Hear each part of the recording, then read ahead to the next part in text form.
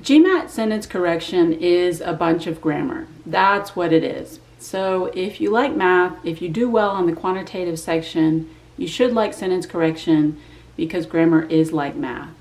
Unlike on the ACT or SAT, the grammar is not embedded into these passages that you have to revise for semantics or meaning. Instead, it's isolated into individual sentences. Doesn't mean it's easier. It's actually a much higher level. If you're a native English speaker and you feel like your grammar is a little rusty, don't feel bad. You're not alone. Native English speakers all over the world are kind of famous for not really knowing the grammar of their own language. Why is that? Well, compared to other languages, English just doesn't really have a lot of grammar. But because the British Empire was kind of like the largest in history, English has a lot of literature. And the study of language is always two things. It's language and literature. If you're outside the UK, you probably had to study not only English literature, but also the literature of your own country. In a country like France, where people speak one of the three most difficult languages in the world, they study their own grammar until they're like 19.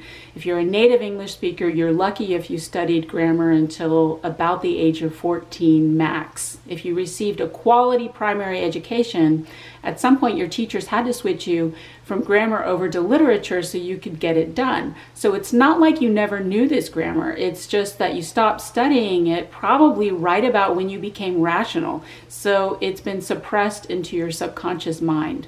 So it's time to reactivate it. If you feel like you don't know grammar very well right now, you're probably taking what I call the intuitive approach, which sounds something along the lines of, that sounds weird, or that just doesn't sound very good, or that sounds better, which is exactly what I don't want you to do. You would never do that on math. You need to have a high enough level of knowledge of grammar in order to be able to identify exactly what's wrong with the sentence and to justify exactly why the correct answer is correct and why the incorrect answer choices are incorrect. And if you're not willing to acquire enough knowledge of grammar in order to be able to do that, then you are seriously undermining your chances of doing well on the verbal section. And why not do it? Number one, it's your language, so why not master it? Number two, I'm a grammarian, so I think it's easy and fun. And number three, this knowledge will only help you in the future on other things. If you're interested in taking the GMAT, you're probably interested in business. And business is all about relationships, and you can't have relationships without communication. Language is the foundation of communication. So this knowledge can only help you communicate more effectively. If you're not familiar with basic grammatical concepts like how to find a subject and a verb, what a clause is, what a prepositional phrase is, it's time to just go back to the drawing board, get back to basics, and do your grammar boot camp.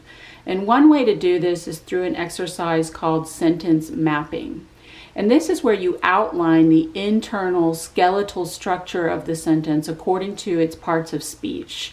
It provides an aerial bird's eye view of the sentence that resembles an architectural or engineering blueprint. It's like a mathematical equation, so you can clearly see what's going on. I detail on my website how to do this, and the link is in the description. Sentence correction is one of three question types that are all mixed in the verbal section. So how do you know it's a sentence correction problem? You know if you have one sentence and part or all of it is underlined, followed by 5 answer choices, and the original answer choice A always repeats verbatim the phrasing of the original underlined part. Sentence correction tests you on what I have identified are 13 common grammatical errors. They are adjective versus adverb, comparison, diction, fragment, misplaced modifier, dangling participle, parallelism, passive voice, pronoun, run-on, subject-verb agreement, transition, verb tense, and wordiness. I have information on all of those errors along with exercises on my website. I include the links in the description, and if you'd like separate videos on those, please let me know. The most commonly tested error by far is comparison, and the least commonly tested error is adjective versus adverb. In over 11 years of teaching GMAT verbal, I think I've seen an adjective versus adverb error once. Sentence correction is a higher level of grammar than on the ACT or SAT because sentence correction problems may contain more than one error, and then the incorrect answer choices introduce additional errors. So you may be tested on multiple errors at the same time. So how do you solve a sentence correction problem? It's a three-step process. First, identify the error or errors on which you are being tested. If you're educated in the grammar, it should be obvious. It should just jump out at you. I can scan a page of sentence correction problems and identify the errors immediately. Oh, that's subject-verb agreement. Oh, that's a parallelism problem. Oh, that's a misplaced modifier. Second, as throughout the verbal parts of any standardized exam, you want to answer the question before you even look at the answer choices, which means you want to fix the error yourself. Third and finally, you can go into the answer choices and choose the answer that fixes the error but does not introduce new errors, which incorrect answer choices will do. And even when the correct answer is A, no error, you are still being tested on something. If you're really struggling to identify the error on which you are being tested, you can go ahead and scan the answer choices because the variation among them will indicate to you the error on which you are being tested. For example, if the answer choices alternate between is and are, one is singular and one is plural, so you know you're being tested on subject-verb agreement.